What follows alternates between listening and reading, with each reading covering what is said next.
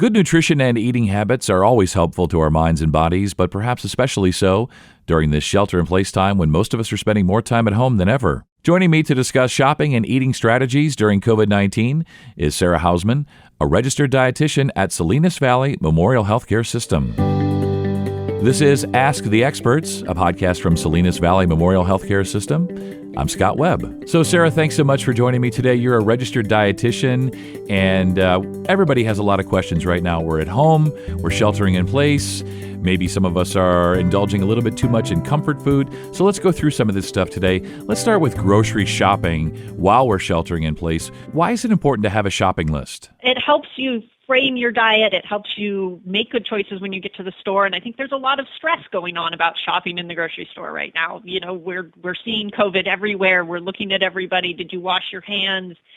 And you're not able to think as clearly when you're that stressed out. So having a shopping list can definitely help guide making those good decisions. I think we're reaching for those comfort foods, like you said, more than maybe we normally would.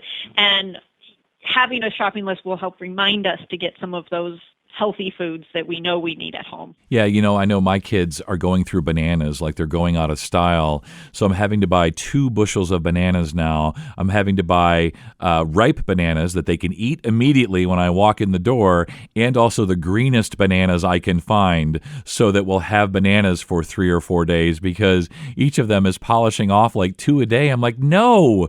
When Dad's only going to the store once a week, you can't eat bananas like that. Slow down. Yeah, and I like your strategy there of, like shopping for later too. So I think looking at some things like the citrus fruit or the apples that you could, maybe last longer than maybe your berries or some of those other, less shelf-stable kind of produce.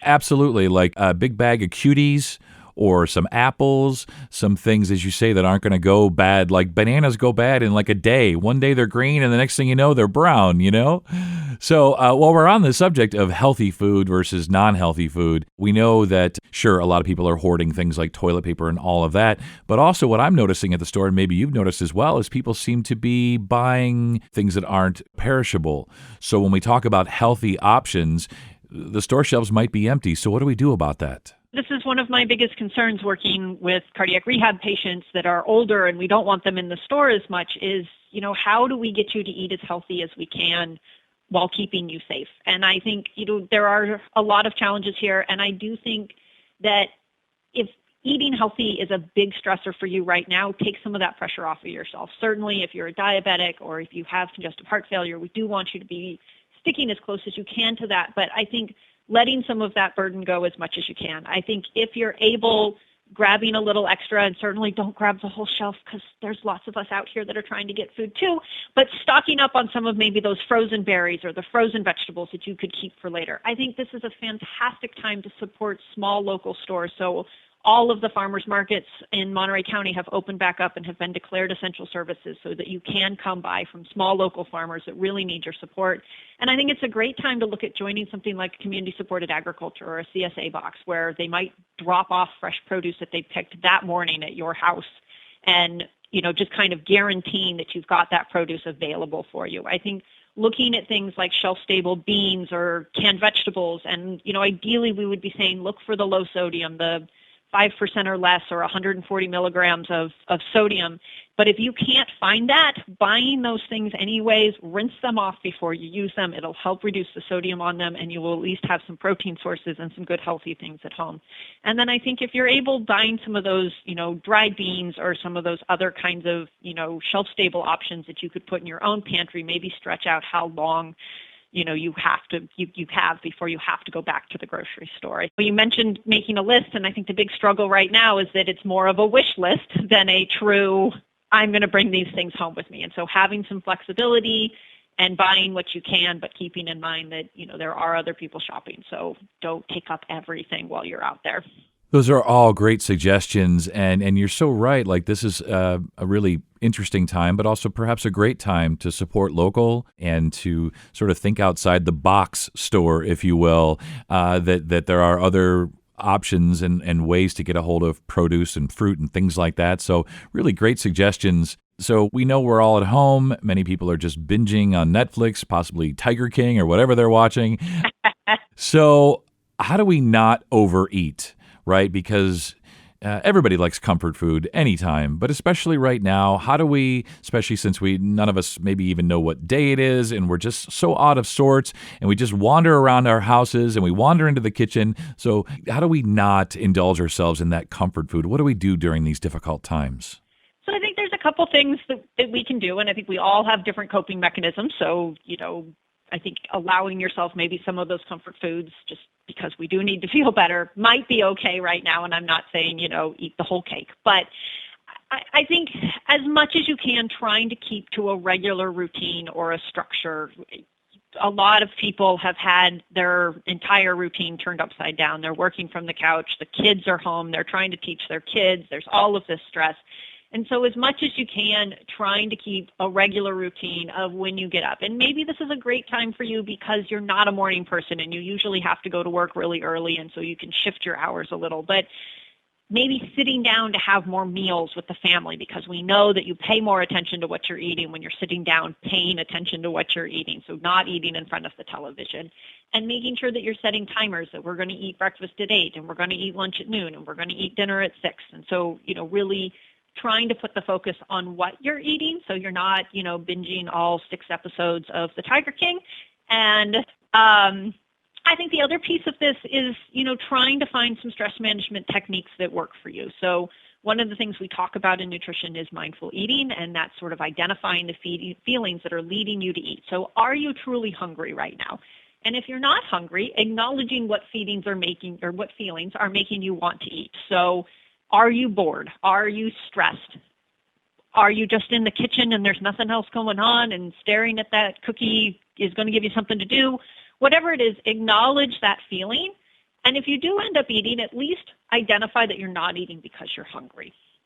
If you are eating because you are hungry, and I think even if you're not, trying to pay attention to when you're feeling full. So, we want you to stop eating when you're no longer hungry. We don't want you to stop eating when you've reached Thanksgiving Day full. So I think trying to go back to that idea of eating with intention and sitting down for those family meals, or even if you live by yourself, just sitting down and separating the eating from everything else that you're doing.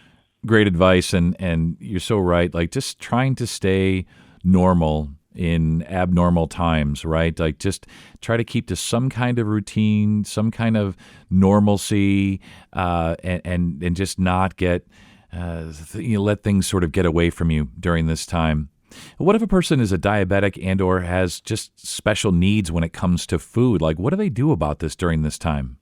I think it's a really challenging question, and I think it's one of the things that us dietitians are trying to figure out. I know that here at Salinas Valley Memorial Healthcare System, we have gone to more of a phone call system. So our diabetes dietitians are calling their patients, and I'm calling my patients here in the cardiac wellness program so that we can try to troubleshoot some of these issues. I think as much as you're able, trying to get in some of those high fiber foods that are going to help, control your blood sugars, help with the heart disease, trying to control how much sodium that you're having in your diet, and to the extent that you're able, trying to do some sort of an exercise at home. I think if you do have a dietitian that you're able to reach out to, give them a call. We're doing a lot of survival scenario nutrition that we've never had to deal with before, but reach out. We're happy to help troubleshoot this. And I think one of the things that's been really heartwarming for me is seeing how much free exercise videos are out there. A lot of the local yoga studios, Pilates studios, Zumba places are actually doing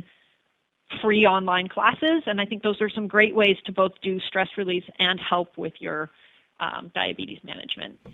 Absolutely. And I'm seeing the same thing on social media.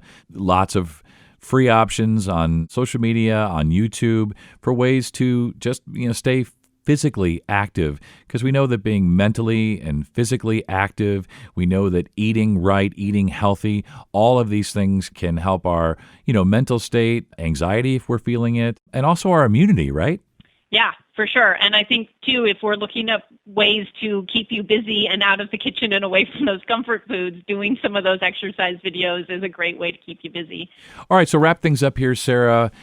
We all know the situation, right? And we don't know exactly how long it's going to last. So we may be in our homes for another month or more. What's your best advice, your best take on this? How can we eat as well as possible during a time that is, just so completely foreign for most of us?